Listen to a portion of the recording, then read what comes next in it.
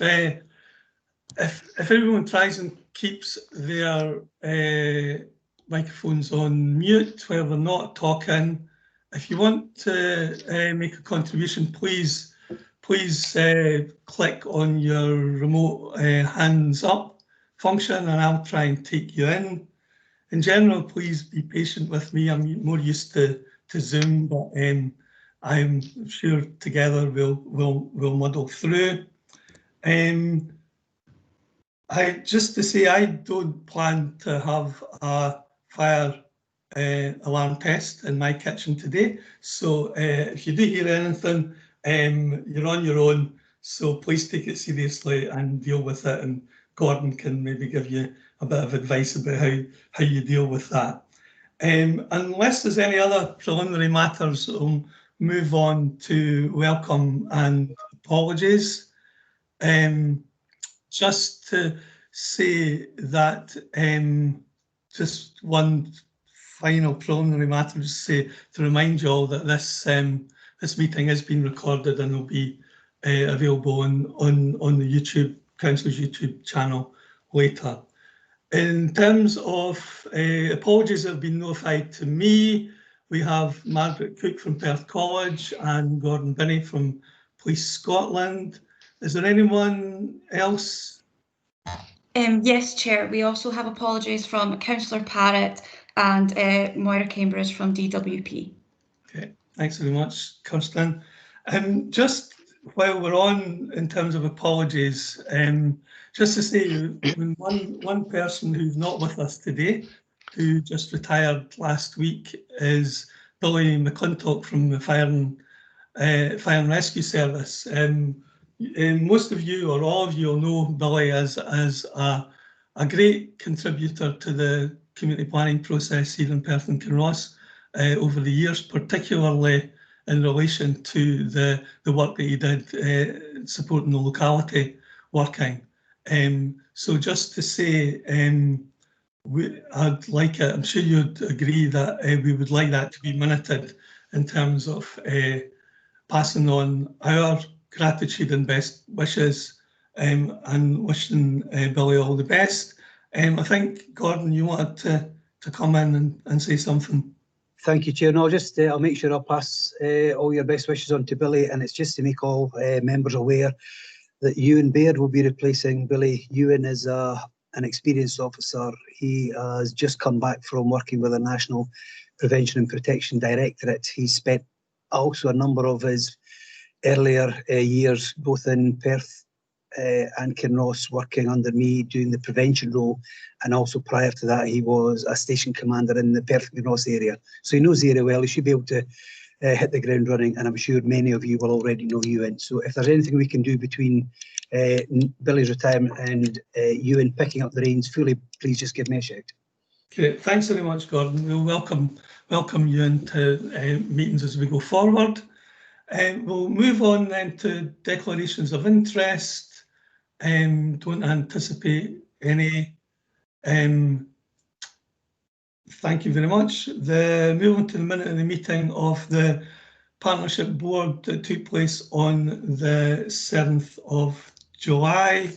Take any matters arising as we go on page 1.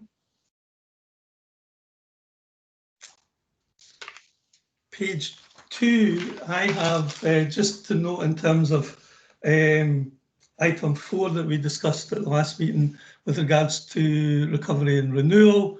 The Short Life Working Group took place. Thank you very much to everyone that was involved. It was a very good discussion, and you'll see that Gordon McDougall has helpfully circulated a paper which we'll discuss as a substantive item on the agenda, and we can have a more thorough discussion about that then and the outcomes from the Short Life Group. Again, on page 2, from the last minute on item 5, the strategic implications for the community planning partnership.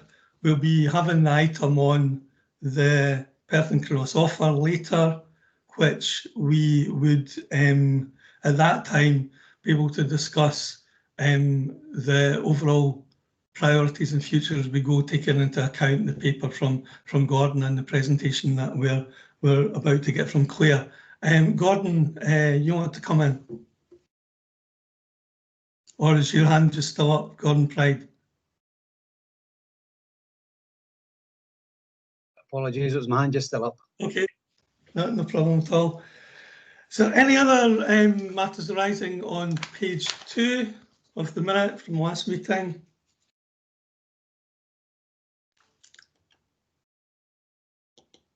Okay,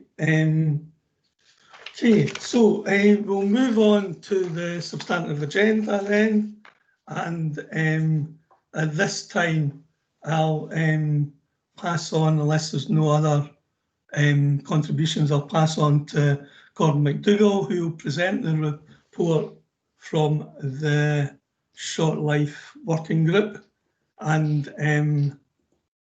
we'll have a discussion around the possible proposed key priorities and how they should be addressed, and we'll take that into account with the next item as well, have a general discussion around the next steps. So I'll just pass over to Gordon now. Right, cheers. Thank you, Chair. Good morning, everybody. Yeah, I'll try and keep this as brief as possible, and also we're tempted to try and keep the paper as brief as possible whilst not losing anything hopefully of significance. As it says, the idea behind this report was to update the board on the work of the Short Life Working Group, which was looking at discussing the impact of COVID-19 on our partners and trying to look at the key themes and priorities emerging from that. As those of you who were at the previous meeting will recall, we began that conversation at last CPP, and we had some really good contributions there. And the sense was, we needed to have a deeper dive and we needed to have a fuller conversation. So that meeting was subsequently agreed. And at that point, I'm pleased to say, firstly, I think I'd like to thank the partners who attended that fuller discussion we had. We had 100% turnout of partners, which is brilliant. That's fantastic in itself, but I think what it also does is it strengthens the feedback that I'm giving on their behalf today. In addition, we had a draft shared with partners ahead of today, so there is a consensus that what we're going to talk about today are the key themes and the key priorities. I think the other reason, Chair, I'm pleased that this paper actually precedes the one that's coming next on the agenda around the Perth and Kinross offer is it actually helps to contextualise the findings as, I think, a contribution to what's described in the next paper as phase 1, that discovery part.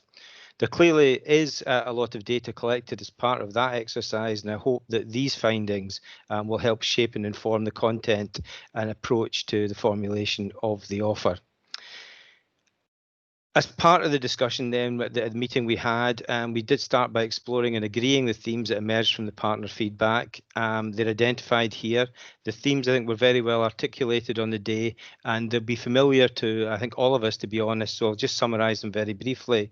I'm not presenting them in any particular order, so I think they need to be really understood as equally important in designing out an offer that meets the needs of the community. So the key themes that were emerging then were around food poverty. I think the fact is, although it was clearly a significant activity that needs to be addressed through the pandemic and it's still ongoing, is actually what it maybe teased out, where it was more widespread than people had even thought before, and in itself is a very key indicator of poverty, which we need to bring down. Again, it won't surprise us that in terms of employment / unemployment, we know the furlough scheme's coming to an end at the end of October, and we are already seeing a rise in unemployment, redundancies, threatened redundancies, etc., and that we should anticipate a spike in unemployment following the end of the furlough period, which is going to further exacerbate an already difficult economic situation. And colleagues spoke on the day around the impact on employers, for example, as well. Colleagues such as Scottish Enterprise spoke to that. Again, as continuing that element of it, there are some key sectors of the local economy which clearly are being and will be badly hit. So, for example, culture, leisure, hospitality, tourism, retail sectors. And in addition, rural communities and migrant workers were particularly highlighted as likely to be disproportionately negatively impacted. There was a sense that although data sharing can be strong in parts, there was a sense that we need to improve the data sharing between ourselves as partners, whether that's to obviously facilitate various services to happen. And that data sharing, whether it's about customers, whether it's about citizens, whether it's about employees, whether it's around sectors, we all know, understand and respect the data protection things that are around that. But within the confines of what kind of legislation, we need to make sure that we're sharing information so we can plan successfully together and deliver successfully.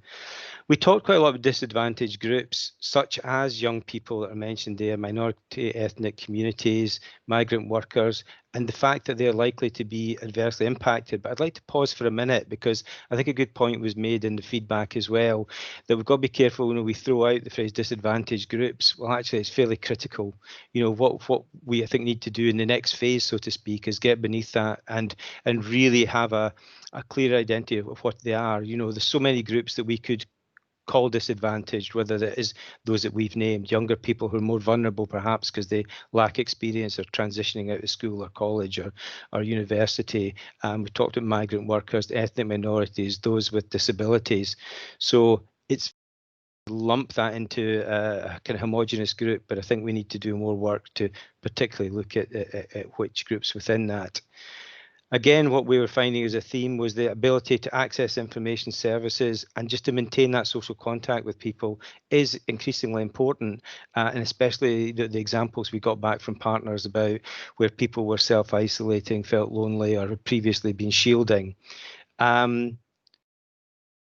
Our colleagues in Police Scotland and Fire Service and Social Services and others were talking about the ability to connect and protect vulnerable people has been challenging. And many of us have seen this difficulty in challenging. People just don't walk in anymore and present themselves. We're having to unearth more, do more digging, work harder at contacting them. So there really have been some challenges there around how we understand and identify and then subsequently deal with some of the issues around vulnerability.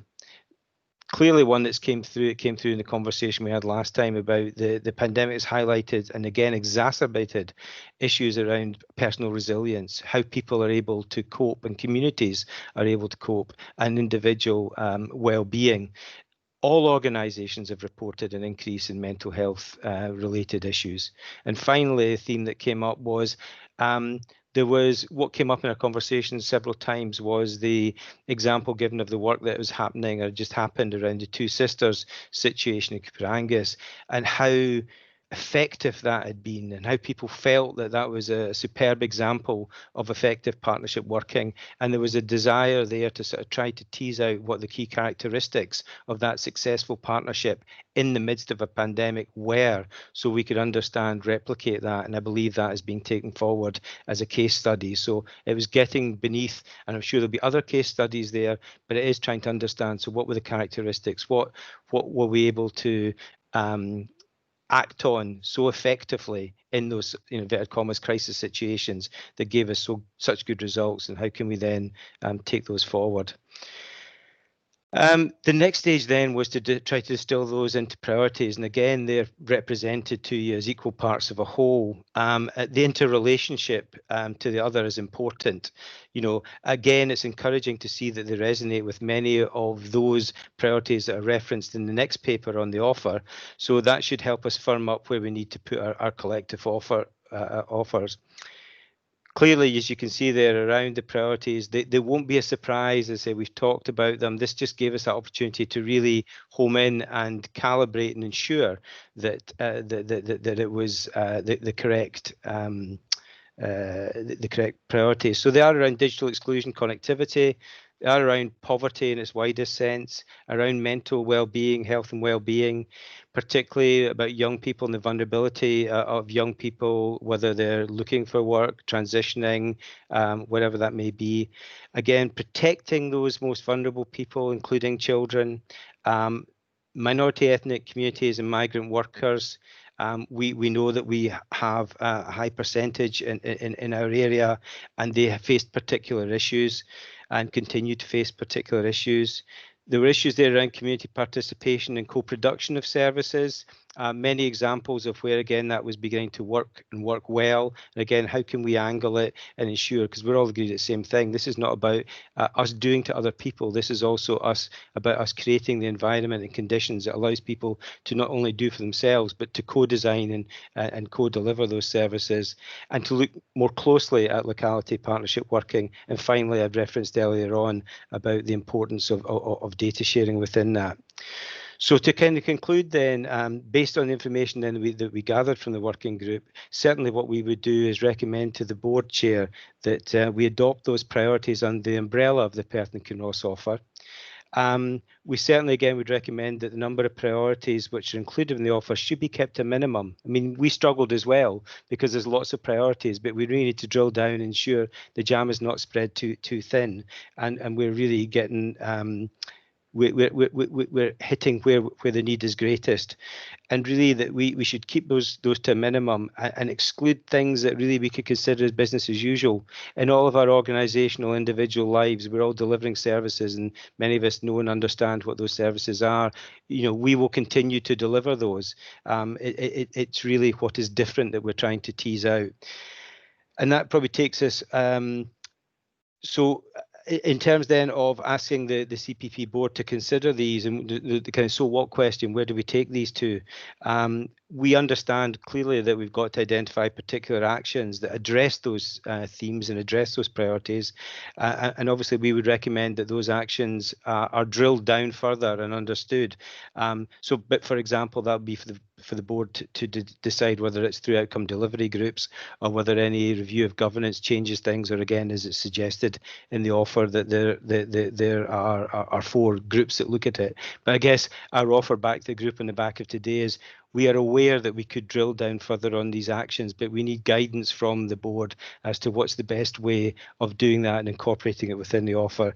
And finally, and I think it's a really significant point to note, is around the power of the partnership. It kind of comes back to this maybe business as usual thing. It's really trying to drill in and focus and understand what are the actions that we can deliver which only the CPP board can offer. It's not about individually necessarily what we can do, because as was mentioned, we will continue to do that, but really it's getting us to think about what is special about the way that we work as a partnership, and the actions that allow us to operate as a partnership rather than as single agencies.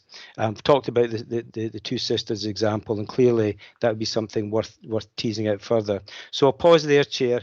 Obviously, I'm happy to answer any questions, Chair. Yourself and many other colleagues were there at the discussion. Clearly, you know, you may wish to ask other colleagues who were there, should they wish to comment, but hopefully the themes, the priorities are clear, and hopefully the conclusion and the recommendations are ones which today we can take forward. Thank you. Excellent. Thank you very much, Gordon. That's just a really good summary of where we are. I think the process has been very helpful, and I'd just like to add my thanks to everyone who took part in those discussions and who has fed into the paper and to get us to where we are today.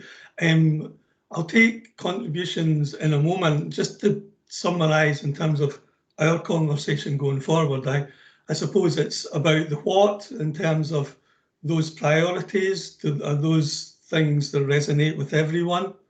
A discussion around the how, about how we will as a partnership deliver, and keeping in mind that final point from Gordon, which we've come to many times in the past, about how does the collective add value, and where are those actions that we can particularly make a difference on when we come together, and what are the other actions that we can feel comfortable that everybody will be delivering, given their own accountabilities and own priorities. So I'll take Karen first, please. Paul, thank you, and Gordon, thank you very much, and thank you for chairing the group. I think it was a really helpful discussion and meeting when we all got together. I don't necessarily want to comment specifically on the priorities, because you know that I'm in agreement with those, but I do want to perhaps flag, you mentioned in your closing remarks there about the example of the two sisters, and we have many examples across Perth and Kinross where we work in partnership together, all agencies, but the Two Sisters was a particularly complex and significant situation in the local area. And I think that's actually the First Minister's description of it rather than mine. However, what it did do was show the strength of our partnership working and the collaboration across the whole of Perth and Kinross. So we do have a lessons learned, a case study for the Two Sisters, and we have presented that. Actually, we were invited to present to the Chamber of Commerce in Dundee, not in Perth, interestingly, but we presented in Dundee, given it was a Tayside-wide approach. So there is a case study there is a presentation, and what I will ensure is that that's sent round the Community Planning Partnership, Paul, so everybody can see that and contribute to it. But I don't think the Two Sisters is a one-off. I think that the way that we work together is the way we do things round here in Perth and Kinross. So I think that will underpin the how and the collective added value of what we do in terms of the Perth and Kinross offer, and indeed the priorities that Gordon's outlined. Thank you.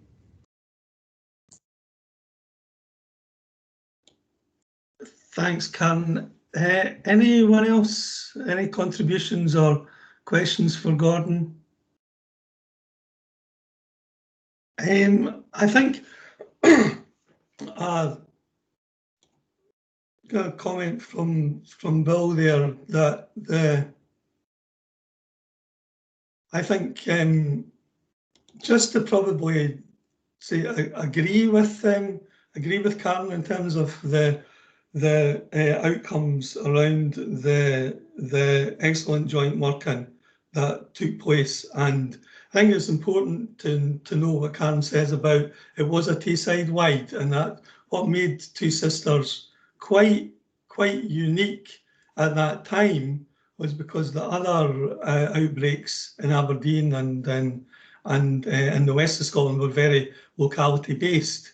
So there was, whilst there was the outbreak around the factory, a lot of the staff were spread across the whole of Tayside. So that was a bigger challenge, but also I think it shows the breadth of that partnership, not just in Perth and Kinross, but as well, with the focus on that specific community of interest, which was, you know, around 2/3 migrant workers. So there was lots more challenges which were met across the partnership. So Fiona,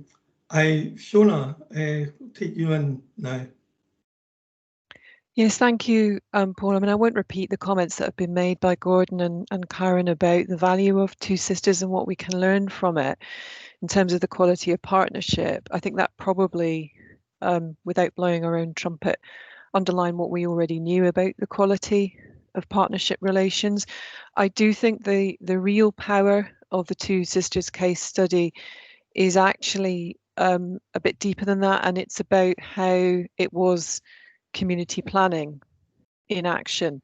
So if you look at the key ingredients of the Two Sisters scenario, which was a very fast moving scenario, we had a defined outcome, which was to make sure that a particular cohort of vulnerable people were safe, and that spreading of the virus was contained. We had very fluid and fast moving data, but we had, you know, key data, including, for example, you know, Perth and Kinross council parking attendants coming back from delivering food parcels to tell us what they were finding on the ground, which meant that we changed and adapted our approach to how we got food and other support in certain circumstances. We had a defined locality. We had very clear governance. We didn't have time to debate, which partner did what. So it was, to pick up a point that Gordon made, it was about partnership with a purpose rather than partnership just for the sake of it. So I think it's a very valuable case study in the COVID context, but there are also some key success factors in how we delivered our response to Two Sisters, which are actually about community planning in action and which I think are incredibly powerful. Thank you, Paul. Karen, would you like to come in again?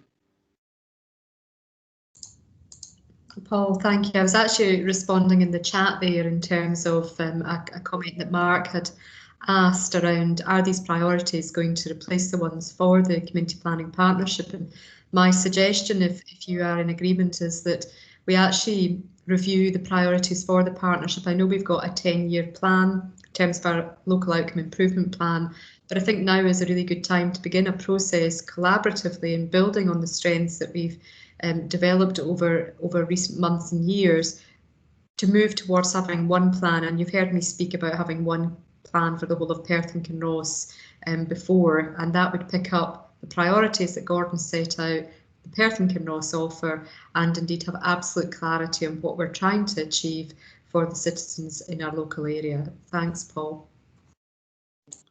Thanks, Karen. Gordon, would you like to come in? Thank you. Yeah, thank you, Chair. Just briefly, just to build on that point. Yeah, I think just into Mark, we certainly see this as a contribution to determining those, because we appreciate that there are other things that perhaps came up that are of significant importance, but perhaps the conversation didn't focus in on those. So if we take the climate change, for example, as a good example there, or clean energy, there's lots of other areas. So I wouldn't like to present it as the totality. It was what had been emerging during that period of significant importance at that point in time. So they are, as I tried to describe, I think, a contribution to that conversation about finally determining what they are. But I appreciate that in the kind of deeper dive we had, it wouldn't necessarily be able to cover everything, the CPP. So there's certainly other areas I would suggest we would want to pull into those.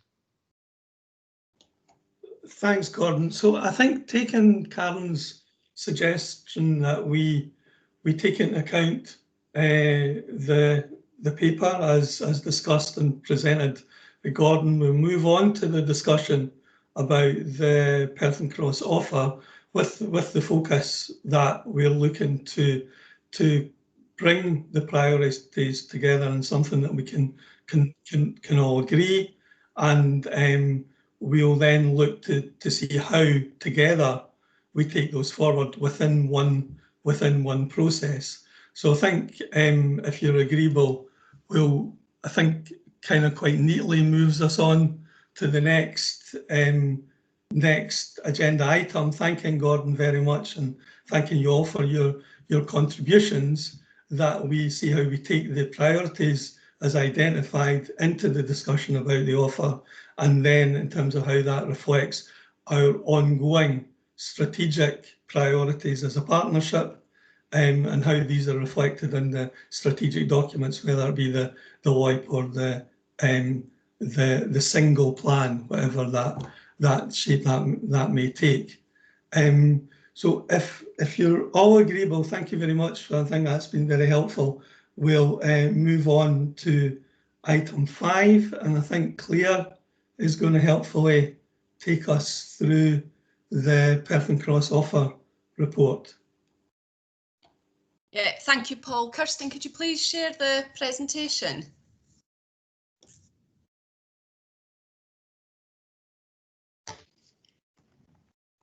Yes, sorry, I'll just get that now.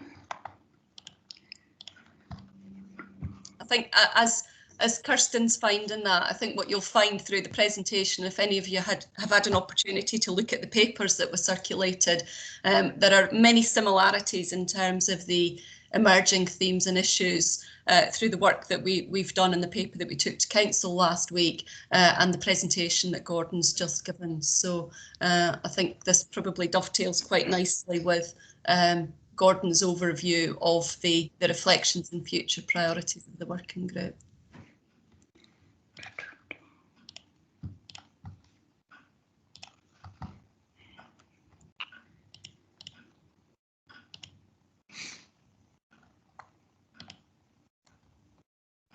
There we go. Sorry, having technical difficulties. That should be it. Okay, thank you, Kirsten. Okay, good morning, everybody. I've been asked to provide the CPP with an update on progress in developing the Perth and Kinross offer. On Wednesday last week, as you'll see, we took a report to council, and a copy has been circulated with today's papers. So it's quite a detailed paper. Not sure if you've all had an opportunity to read through it, but what I intend to do is give a brief overview of some of the key points from the paper. Before I start, I think it's important to set the Perth and Kinross offer in the context of our recovery and renew strategy and response. And to be honest, I think both Karen and Gordon have probably already articulated that this morning. There's undoubtedly a very clear connection between our response to the pandemic and indeed the Perth and Kinross offer.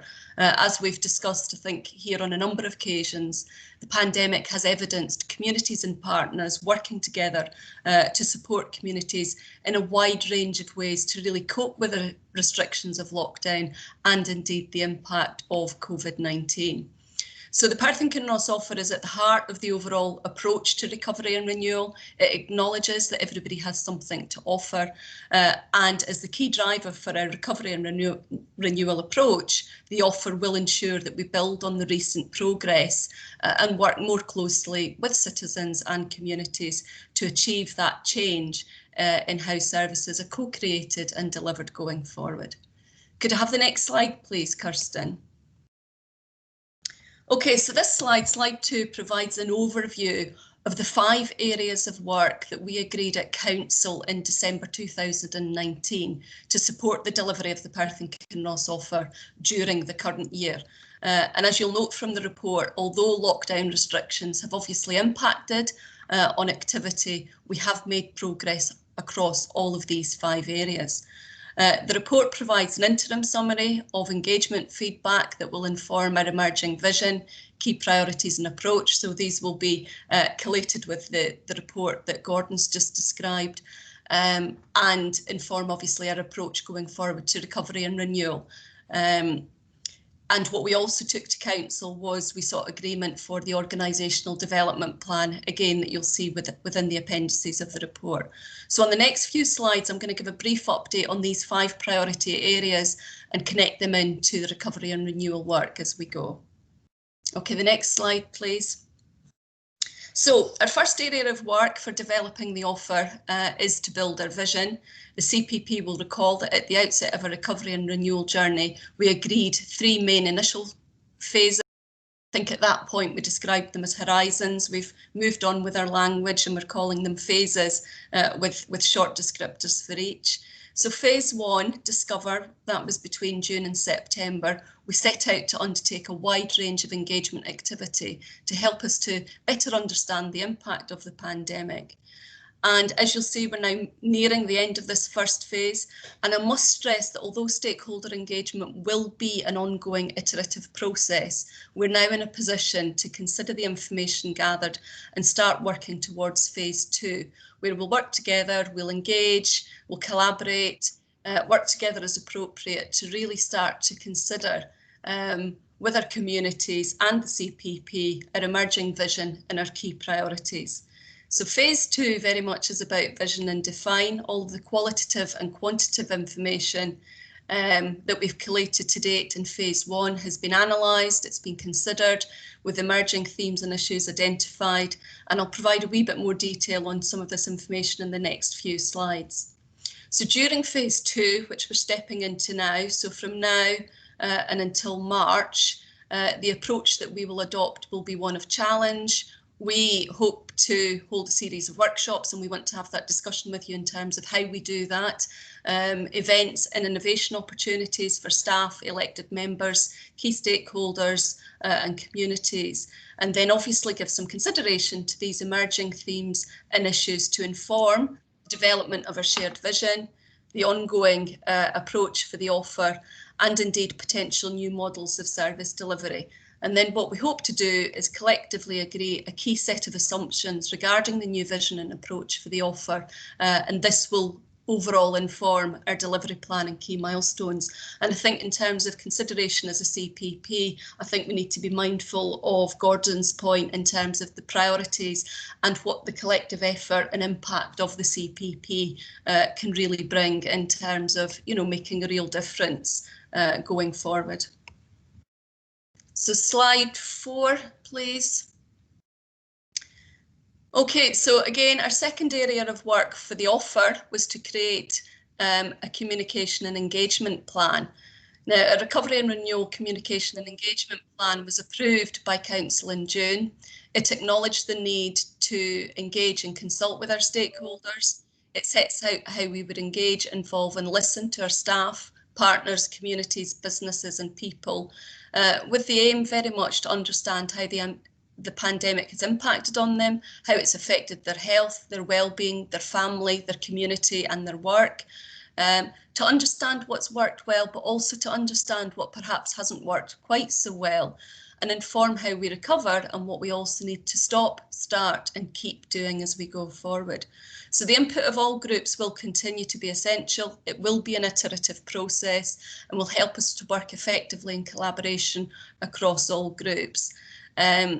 The slide provides an overview of our engagement methods to date, and section 3.7 in the report details the overall number of responses that we have received. We've actually got more detailed information. We've got another briefing that we've pulled together with more detailed information on some of the work that we've done in terms of our hard to reach groups. So we can bring that forward to a future meeting if that would be helpful. Okay, the next slide.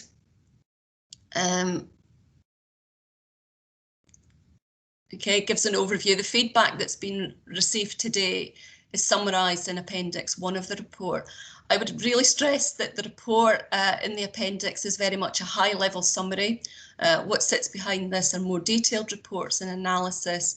And you'll see that what we've done is we've pulled the feedback together into the recurring themes. We've linked them to our 4 key work streams under economy, equality, empowerment and fairness, education and learning, and the environment. The report also details where and who we've received responses from, so you can see the kind of the geographical breakdown, the age group that we've received responses from. So that gives, you know, an idea, an indicator of where we've received engagement and maybe other areas that we need to focus on in the future. So a very brief summary of the key emerging themes is detailed on this slide, and as much of the feedback has already confirmed, it's very much as we anticipated. You know, you'll see there increased volunteering and mobilisation of community groups. All of this very much sort of resonates with Gordon's presentation in the paper from the workshop. Strong sense of community with greater connections with neighbours and communities.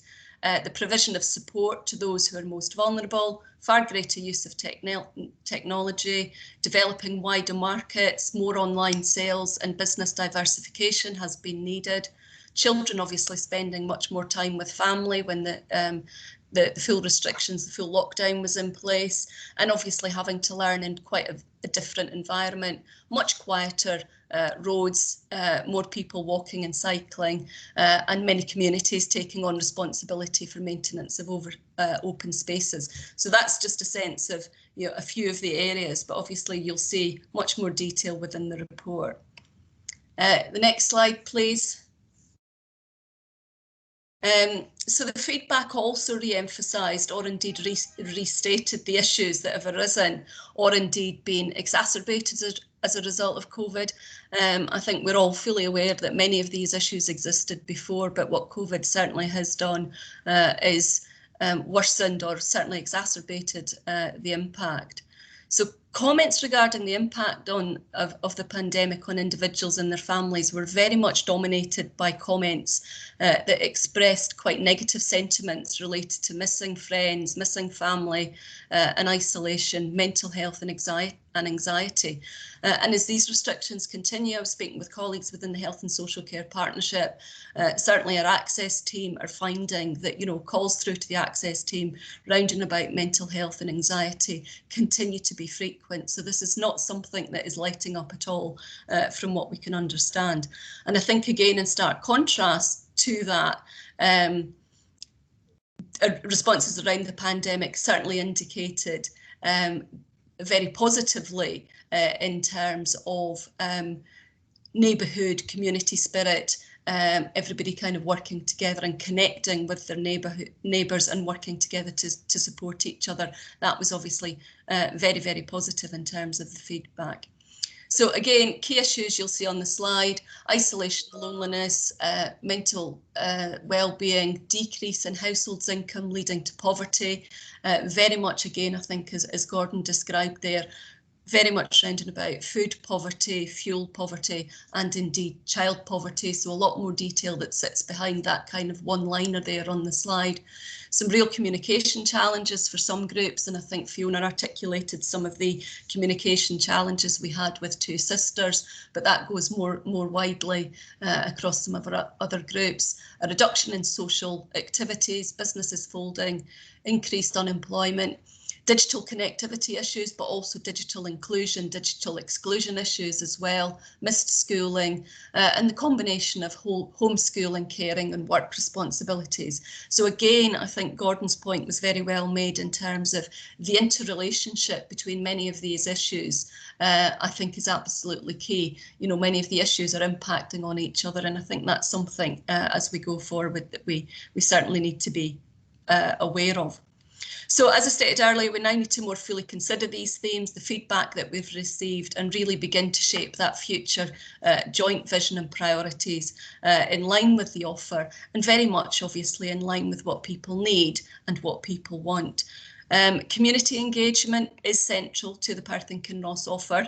It is and will be an ongoing and iterative process that will develop and indeed become more sophisticated as we move forward. So as you say, although the impact of COVID across the area is clearly considerable, we've gathered so far very valuable feedback. I think it's probably still too early to quantify its full effect as the restrictions continue. And I think the full effect might not actually be known for a number of months or even years. And obviously there are still a number of dependent factors out there in terms of ongoing restrictions and the duration and phasing of lockdown restrictions, the discovery of vaccines and so on. So lots still to consider as we go forward. And I think we still very much feel that we're in response mode at the moment. Okay, slide 7, please, Kirsten. So again, going back then in terms of our third area of work for progressing the Perth and Kinross offer was very much to develop our employee experience. You'll see from the report that we made a commitment in December to make progress in developing our employee experience. And whilst the pandemic has delayed some of our plans, we have gained significant learning from our staff responses to the pandemic. Staff have demonstrated across all areas in all services, so this is not just specific to the council, great agility, commitment and flexibility, as well as very much being, feeling empowered to adopt that think yes, can do approach, working with minimum supervision, working out with their traditional roles, and really importantly with a real focus on the needs of communities. Okay, and the next slide, I've just got a couple more to go. So I think just building on that, our staff have learned very quickly to be less reliant on buildings and embrace digital technology, to be much more agile and flexible, to operate in a less bureaucratic manner, work within revised governance arrangement, taking more informed risks. And again, as we've talked about this morning, to work in partnership with key community groups and with each other to provide support to neighbourhoods and the most vulnerable within our society, to be very much focused on inequality issues within our communities, the whole food poverty, rural transport, social isolation, and indeed to work at pace. I think in terms of the Two Sisters, the need for timely interventions and quick action was absolutely key as required. So although we set out in December in terms of developing our employee experience, we maybe didn't do what we intended to do. We absolutely have accelerated our learning in many of these areas and really begun to embed the behaviours of the Perth and Kinross offer. And this has given us a far greater understanding of how we can utilise these new and emerging skills to progress and really embed the offer as we go forward. You'll also see from within the report a number of examples of how we've supported staff to promote and maintain their health and well-being during these challenging times. And again, an ongoing challenge for all of us as we continue with home working. Okay, slide 9, please. Okay, so just, oh, is that the OD plan? Can you just step one back, please, Kirsten? There we go, thanks. So Appendix 2 of the report sets out our organisational development plan and how we will build on recent progress and add pace to our cultural change activity in line with the offer. And I think our experience and learning from our response to the pandemic has been hugely valuable in forming and informing our new OD plan. The plan very much is based around 4 key programmes of work that will take place over the forthcoming years, enabling that cultural change that we've already seen, developing our leaders, maximising everybody's potential to really sort of step into our key priority areas where and when they're needed, and nurturing good health and well-being. So a wide range of opportunities such as coaching, resilience, frontline leadership, community capacity building. Community capacity building skills are absolutely key for all of us, I think, as the offer really begins to become embedded, and the delivery of that Think Yes approach have been included within each of these key themes on the slide. I think it's also important for me to stress that support will also be provided to community members interested in becoming more involved, and training, information and support, learning opportunities will also be offered to enable that effective participation as we go forward. Okay, just a couple of slides to go. Slide 10. Thank you. So again, our 4th commitment that we made in December was to promote these quick wins, really embedding our approach to the offer. And again, whilst the pandemic's obviously impacted on progress in some areas, again, it's also accelerated it in many others. Recognising obviously the significant contribution of volunteers and community groups and supporting communities to respond to the pandemic, highlighting the importance of developing and maintaining this strong partnership between communities and many of our services across the CPP that work with them. So this strong partnership approach, obviously, as we've discussed this morning, is more important now than it ever has been, and really has demonstrated the offer in practice. Examples of what our communities did during the time is detailed within the report, and I'd like to draw your attention to Appendix 3. And I would say this was just pulled together as an example of the offer in practice based on the summary community impact report that I've already talked about. So that's an example of what the offer might look in practice, and is something that we'd probably quite like to discuss with you and then start to consider how we can take that out for further discussions about the offer with our communities as we go forward. Okay, the next slide.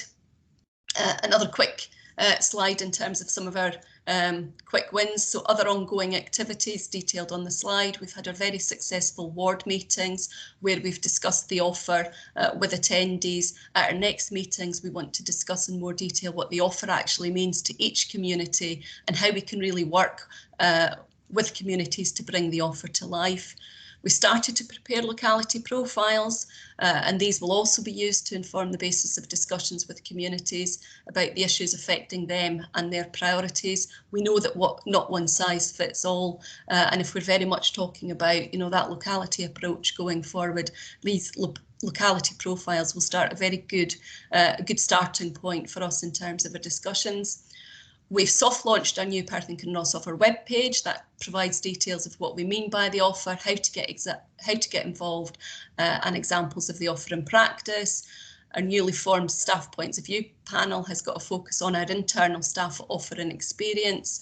We're starting to draft up a volunteering proposal and strategy, which will detail our offer to community volunteers who need support to get involved and build their own skills and experience. And we're also developing a digital inclusion strategy, again, one of the key priority areas highlighted across all partners and organisations. Okay, next couple of slides. The final section of the report provides an overview of progress in developing our 5th area of work for the offer, enhancing our digital engagement. That was one of the key priorities in December pre-COVID, and like most organisations, this is obviously an area where we really have seen service redesign at pace. Enforced home working and restrictions have rapidly accelerated our digital engagement work to ensure that we connect with people, communities, businesses and staff. And this obviously is a key priority for us now as we go forward to make sure that we really do focus on digital inclusion. And I know that, you know, there are some people here in the room working with Alan Taylor on our digital strategy going forward, so that will be key. The next slide, the last slide, very much details what our next steps will be. Phase 2, vision and define, and I think that's obviously the discussion that we're having this morning. Ongoing communication and engagement, as I said, delivery of the plan.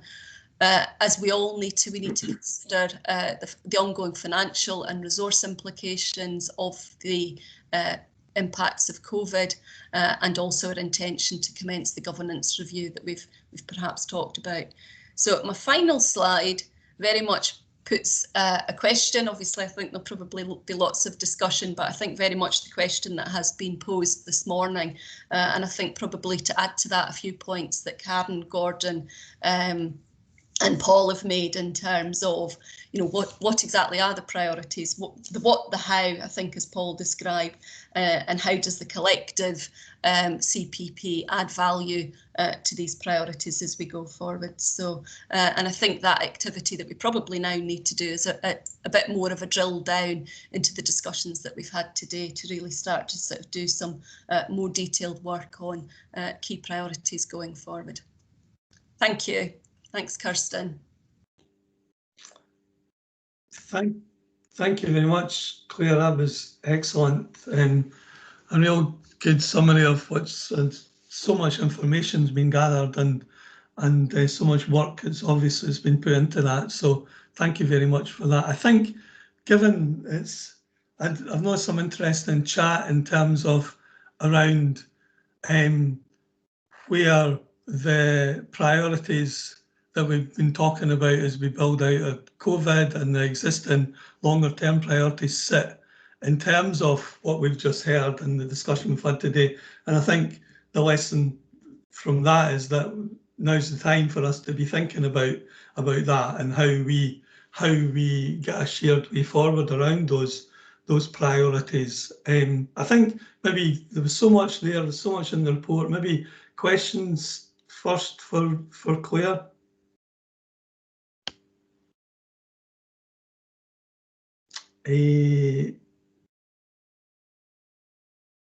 Bill. Thanks, Paul. First of all, Claire, I found this a remarkable piece of work, by the way. So congratulations to everybody that contributed to that, and thanks for going through it so clearly and coherently. I think it makes a huge amount of sense what's in here. I would dearly love to be able to embrace this as kind of part of the NHS's kind of transformation work in terms of how it translates into our focus in Perth and Kinross. I guess what I would say is my sense is there's two types of priority. There's a priority areas for action, the kind of groups of people that we need to focus on and the circumstances that communities find themselves in now that are a major priority for us to take action on. But I think also, there was one of the slides that Claire put up there that I commented on that seemed to me to reflect some of the critical success factors or kind of prevailing conditions that we need to create to turn the successes that we have in a crisis into successes that we can rely on can happen if we can replicate these in kind of semi-normal times, if you like. So I thought that was really helpful. I've seen a similar feedback from some of the work we've done in community planning in Angus that had similar aspects to it in terms of, you know, what made the difference in making sure people got the help they needed. And it was really quite a loosening up of the system, you know, supporting the people closest to communities to take the action on everyone's behalf and enabling and empowering that to happen. So it kind of is the essence of what the offer is all about. So I would certainly be keen that we should translate the offer, if you like, into while it's the offer that the council are making, it's kind of quintessentially the offer that we should be making as a partnership, I guess. Thanks very much, Bill. Karen, would you like to come in? Thanks, Paul, and Bill, thank you very much for your positive comments. And just to assure you that when we started out in this journey, when the offer was probably little more than a concept, I did have some very early discussions with the Chief Executive of NHS Tayside, and he pledged his support for the offer. I think it would be really helpful to now to materialise that pledge into actual support and see that, as you quite rightly point out, embedded across the whole of Perth and Kinross. So that's my first point. My second point is really that wouldn't it be nice when we get to the position that we no longer have to talk about community engagement? It's just the way that we do things around here. So we don't have to actually set out our stall about how we will engage. It's embedded in all that we do and the way that we collectively, and for all organisations, work together with our citizens and businesses. The other thing I wanted to say was the Perth and Kinross offer is ultimately, picking up Bill's point about loosening up the system, it is about empowerment. It's about empowering individuals. It's about working with them to identify their needs, their rights and their choices about how they want to live their life and the public services that they want to co-create with all of us. And the final point is that I know that we touched today on quite an internal focus in Perth and Kinross Council around organisational development, employee engagement. But we recognise that the behaviours across the council need to change quite significantly if we are to achieve the empowerment that we're setting out and striving for. And we need to have new ways of working and indeed think yes. So I just wanted to clarify that in terms of the final few slides around the internal focus. That's the reason why we've 5,500 staff working across Perth and Kinross. That's 5,500 staff as advocates for the Perth and Kinross offer and 5,500 staff that will work in a very different way than what they've been used to before. So thank you, Paul. Hope that's helpful. Thanks, that's very helpful, Karen. I think that last point is very important, and one of the most important things I took from the presentation isn't just about that what we're going to do, it's the how, and I think there's lessons for us all around that kind of change of culture, around how we embed that across the partnership, about engagement, empowerment, and how we can support all our staff to be able to work in the best way possible and have a focus on that outcome and that just say yes. Gordon.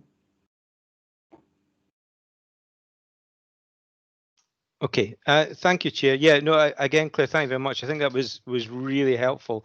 And I think there's a great structure and approach there that that's logical and makes sense. So that's very helpful in itself. I agree with several of the points that were there, but I think there's also something here about keeping momentum going. And it's a dilemma I think we often face with how do you work at speed, but be as thorough as possible. And I guess the answer to that partly is, well, you just have to get on and do some things, and other things will take a bit longer. There is something about working at, I think somebody used the word pace, maybe yourself, Claire, working at pace, but still ensuring that we're thorough. There's definitely something there around the consultation with communities. And just a comment, I don't have the answer, is perhaps the digital way we're working, although what we've discovered is it excludes some, and I recognise that immediately, it does allow others to get involved. And it would be interesting to see whether or not consultation online is in effect much more powerful and perhaps more numerous than you might get in a traditional, shall we say, town hall consultation. So I'll be watching that as an interested observer to see whether those that do get involved. But as I say, I recognise it leaves us with those who are not able to voice their opinion through that medium. And again, I guess the quick wins one was a good one to lose sight of. It also came up, and it's been reiterated a couple of times, but not only was Two Sisters the only example, but I think it was also made at the meeting I chaired that there are a number of quick wins out there, and promoting those and getting them out there and understood perhaps is a good thing. And the final point, yes, I agree. And I'm glad Karen and others have clarified around the organisational development element. But nonetheless, I applaud the Council for the approach they're taking, but it might be helpful for us as partners to look and see how it aligns with what we're currently doing in a comparison. I certainly look at the OD and recognise many of the things within my organisation, maybe other things I can't. So there's possibly a learning point here for us, doing a comparison and sharing, but also in that delivery of organisational development, maybe something in a more collective or joint approach at all levels. Thank you. Thanks, Gordon. Any other questions, contributions? Claire? I think just coming in there on Gordon's point in terms of pace, and I do think that is a key point. I think in some respects we're thinking in terms of pace. We're being challenged by that because we're stepping back in many respects to response. So the Two Sisters was an example of that. I certainly felt with kind of the work that I was doing with some of the equalities work that we were making progress. The Two Sisters hit, and then that literally took a huge number of people away from the day job.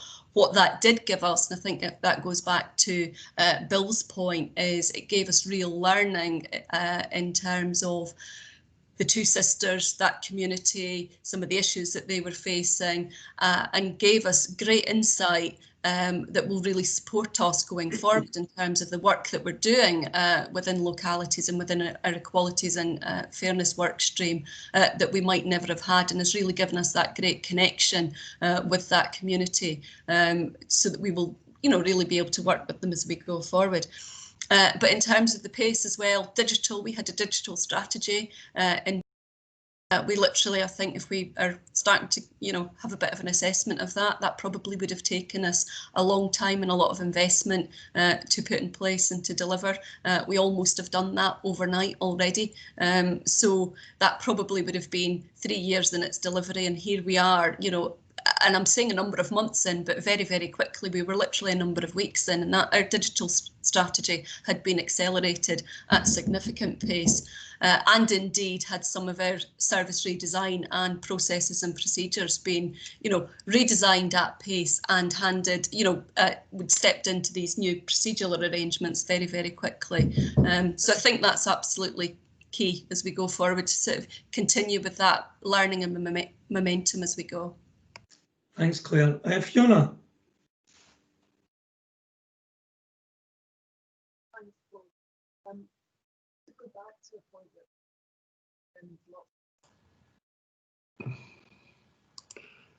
You're on mute, Fiona. I can't hear you, Fiona.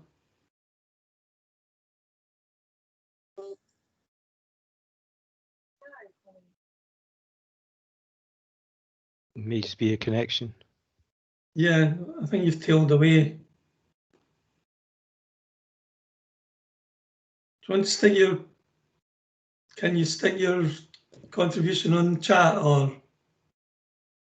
Yeah, okay.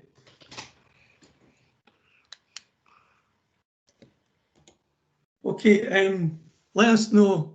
You could put it in chat, Fiona, if that if that would help, and I can read things out. Murray would like to come in. Yeah, I was just picking up on the offer and how the offer is evolving and how we're evolving with our partners. But specifically, I think there is a need to develop a better understanding and integration with NHS side. And I just wonder if Bill has any comments on how we might move that forward and have more of a shared vision in the future as a question. I think that's one for you, Bill.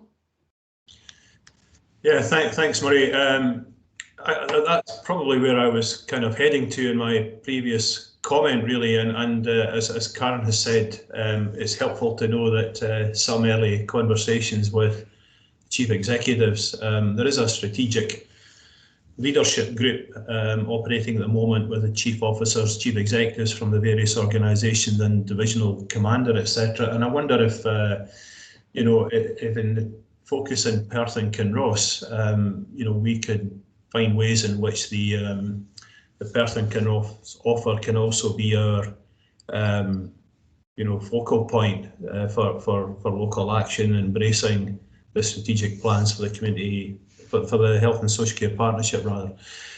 So I think there are opportunities, Murray, to join this up and make sure that it becomes effectively the mantra. I mean, you know, part of community planning and action is really that we need to learn how we can align what we do and be prepared to you know, take a lead sometimes from one of the partners that put together something that's really you know, drives at the aims that we generally have. So I would definitely welcome that and do everything I can to try and see if we can make that reality, Murray. Okay, thank you. Thanks, Bill. Fiona, do you want to try your mic again? Fiona, no. Okay. I think Fiona had put in chat, I don't know if you've seen it, in terms of the point around Gordon's point about the OD plan and looking to join things up around that, is that also the effective governance and the governance structures is something that we need to give a focus to and get right as we go forward as well. I think these are things that we'll take forward into the next part of the, as we go on, in terms of the governance around whatever we agree around the one plan or the one approach of things. But I'm certainly welcoming lots of the contributions, and certainly Bill's contribution and willingness to make sure that the NHS is on board and looking to have as much of a single approach as possible.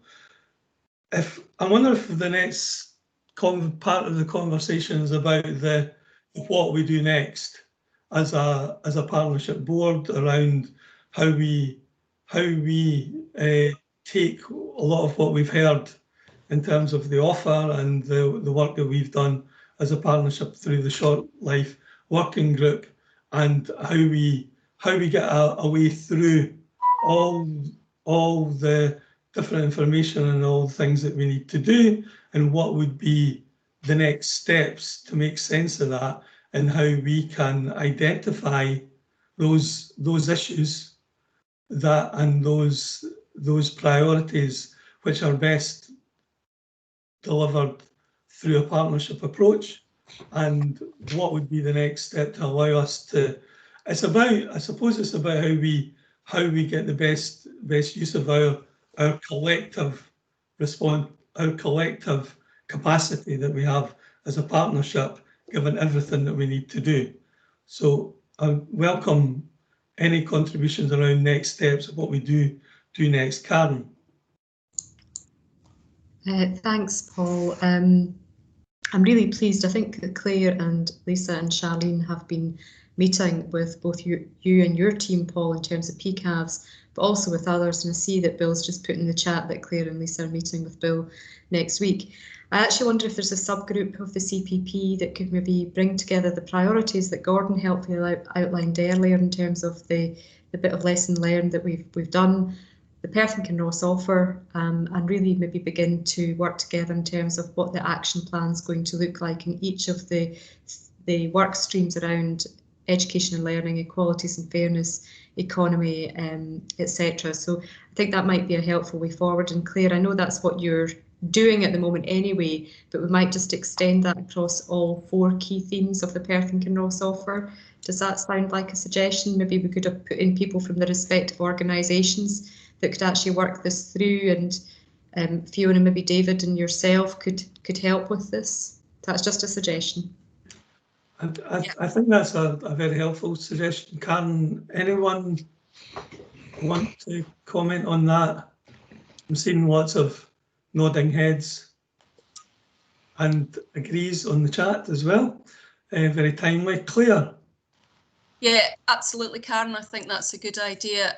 Certainly in terms of the offer, Recovery and Renew working group or project team, we're certainly now starting to consider what will that look like in terms of the phase 2, the workshops and these sessions that we need to have. But I also think, you know, some of the work that we're doing within the equalities work stream and connecting with a number of the partners. So we've got, you know, we've certainly met we met with Billy, we've met with Police Scotland, so we've met with a number of people. We've got something in the diary, I think, with Emma and Bill later this week. I think to widen that, Karen, I think is you know, a very good idea in terms of the wider groups to ensure that we're fully capturing.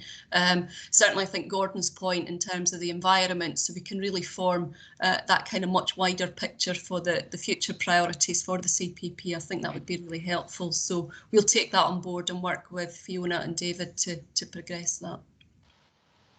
Excellent. Thanks very much, Claire. Fiona, do you want to come in? I'm going to have another go. Well done. Can hear you loud and clear. Right, that's great. I read something in the paper at the weekend which said Zoom and team meetings can be sometimes a bit like a seance, with people saying, "Can I hear you? Can you hear me? I'm on the other side." It feels a bit like that. Yeah, I think just so can I be absolutely clear what the ask is from the CPP board? I think we're saying, Karen, that it would be helpful for the CPP support team, so that's David, Lee, myself, to scope out some work packages aligned with what Claire has summarised and the priorities that Gordon has summarised for the board this morning, and that we'll be looking for some partnership without wanting to add more pressure to colleagues, but we'll be looking for some quite specific input and contribution from different CPP colleagues around the table work streams. So, for example, the OD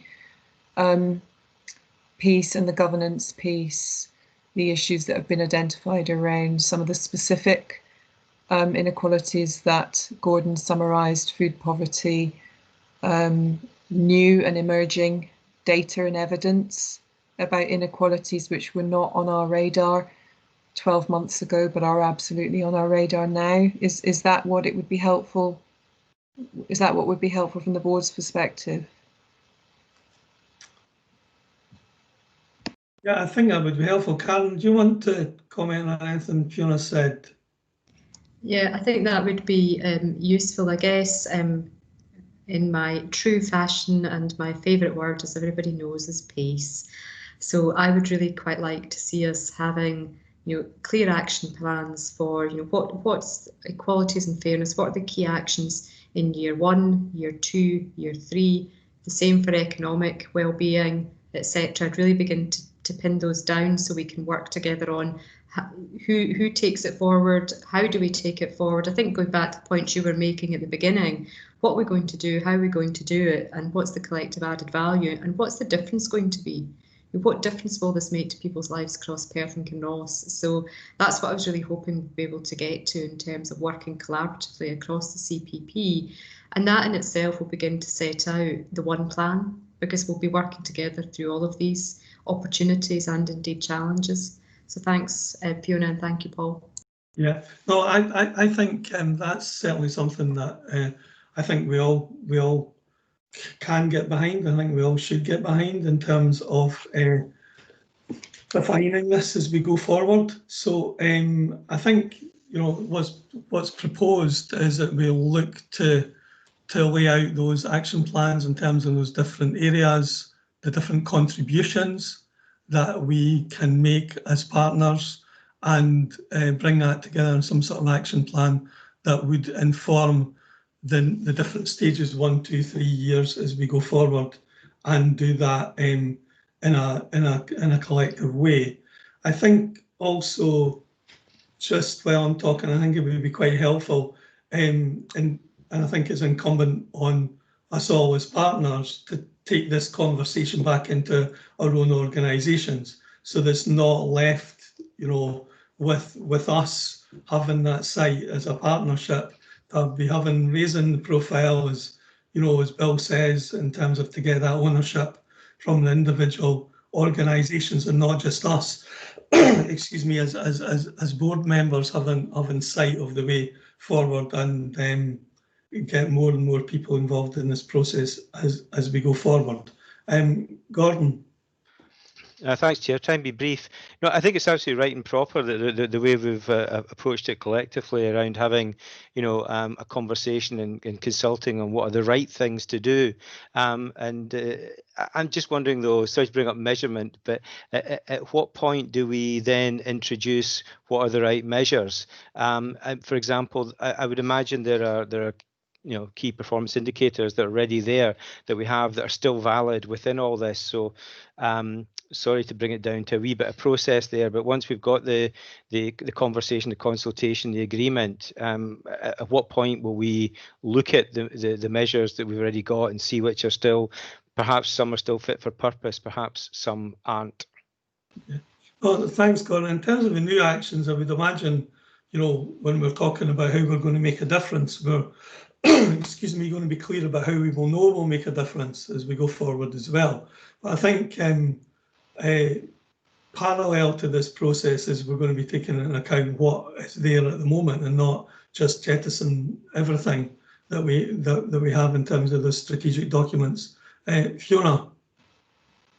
Yes, I don't think that is actually process, Gordon. I think that's absolutely fundamental, and we will have a think about how we change our approach to data and evidence, and therefore measuring and demonstrating success and impact. It's about impact, I think, rather than measurement. We've been quite fixated on measuring what we've done in the past in the CPP historically, rather than thinking about impact. So we'll consider, you know, how we tie that up as a work package as well, and get some of the people around the CPP table who are most, you know, fluent and skilled in this issue of measuring impact, to come back with some proposals. And if we're thinking about one plan, which, you know, we have an opportunity again to strip out some of the things we've measured and reported on in the past, which are, to my mind, and this may just be my view, so apologies if so, but they really are business as usual. It is not meaningful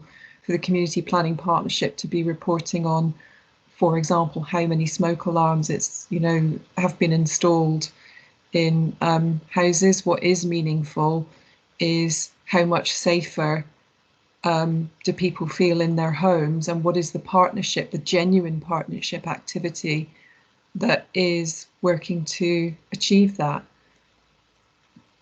Thanks, Fiona. I think that's about that well-worn phrase of making the important measurable rather than the measurable important, which is always well, it can be attractive when you have a lot of information about things to kind of we'll report on that. But I think that these recent contributions have just made it clear that we need to make sure that it's the important things that we are including in our action plans, and important that we make those measurable. Any further contributions? No. Okay. Well, I think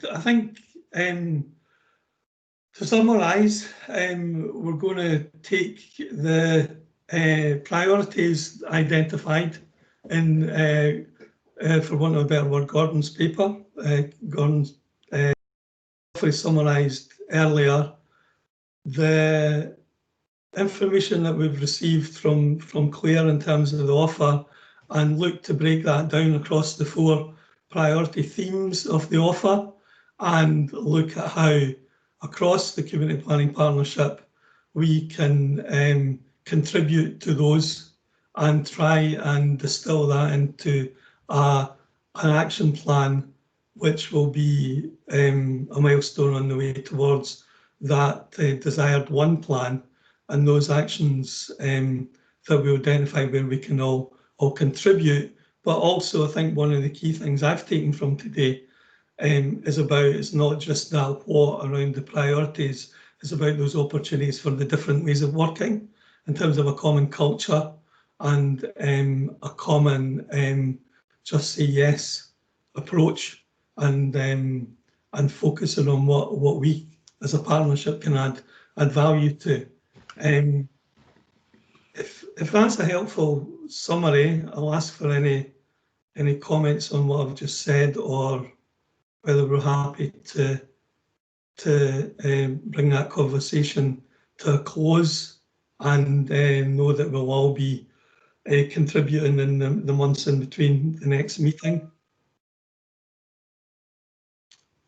Good. So I think, does anyone else have, I think we'll move on to any other business. I've not had any notified to me, unless anyone else wishes to.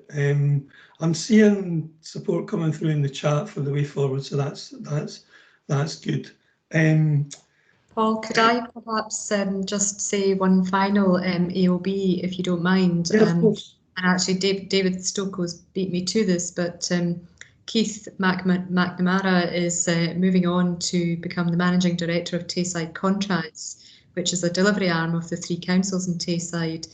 But nevertheless, this is Keith's last meeting of the Community Planning Partnership. So on behalf of all partners, can I just say a huge thank you to Keith for all that he's done and the difference that he's made to communities across Perth and Kinross, and wish him all the very best on behalf of the partners for the future. And he's not going far, so he will continue to be a good friend to all of us. So thank you, Paul, and best of luck, Keith. Excellent. Well said, Karen. Keith, would you like to come in and give a response? Thanks very much, Karen. Thanks for the opportunity, Paul. Yeah, it's very kind. As a dour Scotsman, I'm not used to getting all this praise, so it's quite humbling and quite embarrassing in equal measure. But it's very, very welcome. Yeah, I think today's conversation's actually been a fantastic springboard for real future development of partnership working. So it's a great time to be involved. As I said to colleagues before, I'm not leaving the street. I'm just moving next door, and definitely in my new role want to be a part of this fantastic approach going forward. Paul, if I may indulge your chairman's prerogative, I just had a very quick bit of AOCB as well.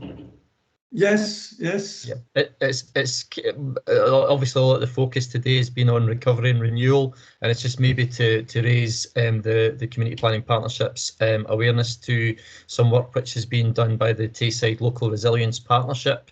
The Local Resilience Partnership is a group of public services across Tayside, charged with the duty in terms of legal responsibilities for emergency response, and really how we plan, prepare, respond and recover from emergencies.